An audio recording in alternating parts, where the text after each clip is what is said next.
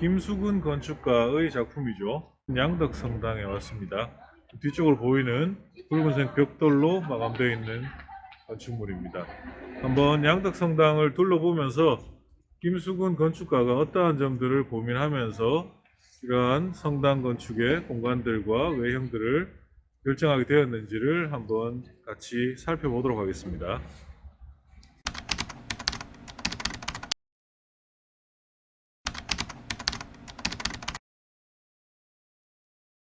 이번에 답사 동영상을 찍으면서 많이 보게 되는 60년대, 70년대 건축가들의 고민들 중에 하나인 것 같습니다.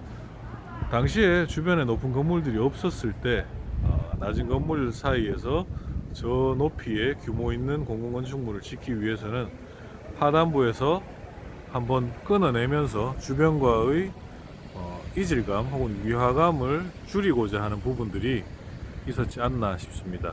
물론 거기에서 재료의 차이 뿐만이 아니라 색상의 차이까지 갔다면 조금 더 그게 명확하게 보여졌겠지만, 그리고 램프를 통해서 서서히 그 사이로 올라가는 모습들, 이게 정면에서 진입하는 과정에서 보여지는 성당의 높이에 대한, 규모에 대한 나름 건축가의 배려가 아닌가 싶습니다. 현재 당시에 지어질 당시에 옆에 있는 상황들을 알 수는 없지만 아마 저 옆에 있는 별관도 같이 설계가 된 걸로 보입니다만은, 그 별관의 상부 지붕선과 옆에 있는 파란 건물의 높이, 그 다음 기단부의 높이가 이렇게 이어지는 과정, 그 뒤쪽으로 솟아있는 교회의 본당 모습, 이게 당시의 주변을 고려하면서 설계를 했던 또 하나의 고민의 결과가 아닌가 싶습니다.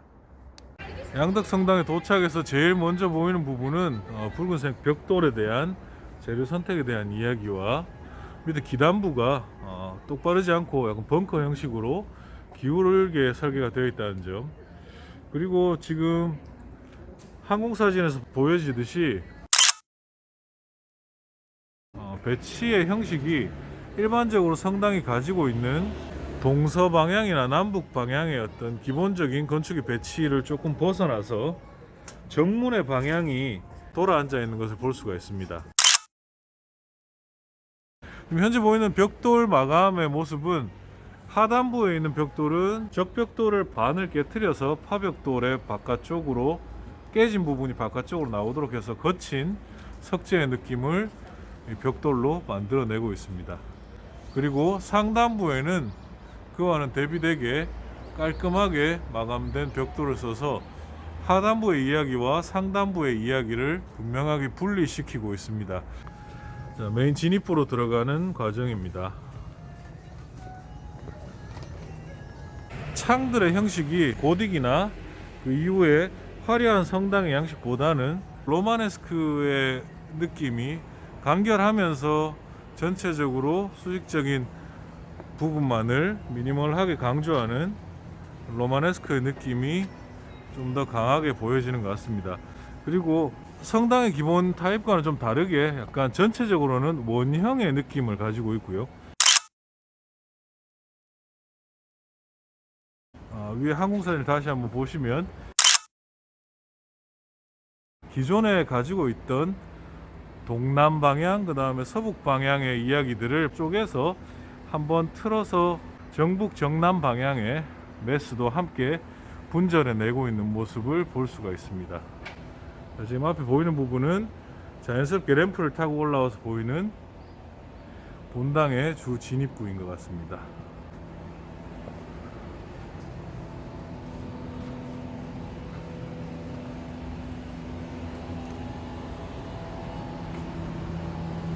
이쪽 계단을 통해서 후전과의 이야기가 계단으로 자연스럽게 연결되고, 건물 주변에 계속해서 이어지는 동선들을 통해서 성당 주변을 산책할 수 있도록 만들어 놓은 것 같습니다.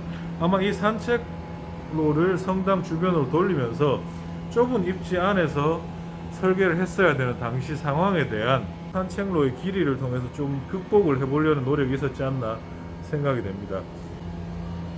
진입부에서 램프로 올라오는 부분과 그 다음 다시 계단으로 내려가서 하부로 이렇게 이어지는 동선을 갈라내면서 같은 순환형 산책로 안에서도 두 가지의 방향을 만들어내면서 좁은 성당의 필지가 느껴지지 않도록 고려한 부분들이 보이지 않나 생각이 됩니다.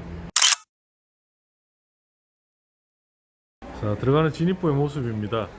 먼저 입구 바깥쪽에서 점점점 접근해 들어가면서 상단의 십자가까지 안쪽에 전실의 벽체를 구성하면서 그 상부에 있는 이야기가 이렇게 다가왔을 때 최종 천정의 조명과 상징물, 그 다음에 제단의 이야기가 함께 보여지도록 위쪽을 이렇게 열어서 만들어낸 부분. 자, 거기에서 양쪽에 마감, 구조 마감의 큰 선이 함께 이렇게 이루어져 있는 부분. 전실의 모습.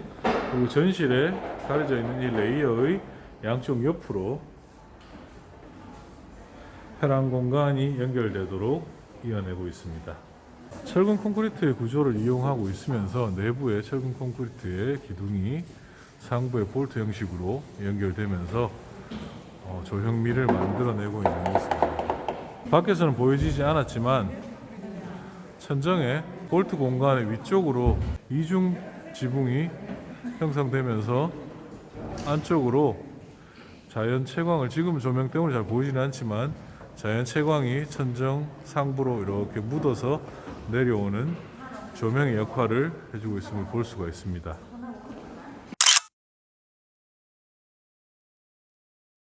좁은 공간이지만 서양의 고딕 성당들에서 보여지는 기도하는 회중 공간과 기도하는 공간과 옆에 회랑 공간의 높낮이를 이용해서 다양하게 공간을 분리해내는 모습을 볼 수가 있습니다. 2층으로 올라가서 한번 보도록 하겠습니다. 전실에서 2층으로 올라가는 계단입니다.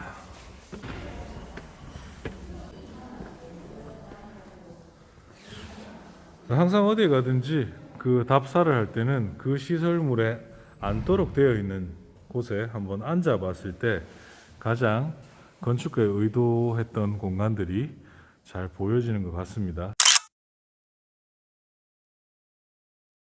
의자에 앉아서 이렇게 보게 되면 지금 이제 시선 높이에서는 하부의 기도 공간, 하부의 회중석에는 시선이 차단되어 있고 여기에서 앞쪽에 제단부가 딱 상단부만 해서 신부님의 모습이 바로 보여질 수 있도록, 그리고 십자가와 상징물이 바로 보여질 수 있도록 그 공간이 형성되어 있고 집중되어 있는 것을 볼 수가 있습니다.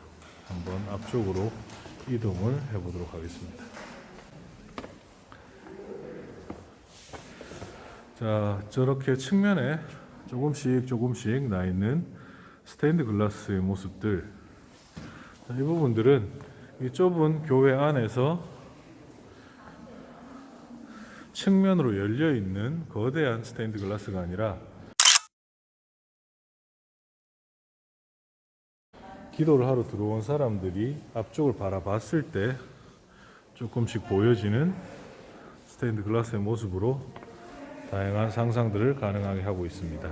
단의 높이, 위쪽으로 시선 높이에서 바라봤을 때 마찬가지 어느 방향에서도 강단의 모습들에 집중될 수 있는 이야기를 보여주고 있습니다. 거기에서 이 또 기둥이 해주는 역할은 뒷부분에 있는 공간과 앞부분에 있는 공간을 분명하게 나눠주는 역할로 시선의 방향을 전면부로 집중할 수 있도록 도와주고 있습니다.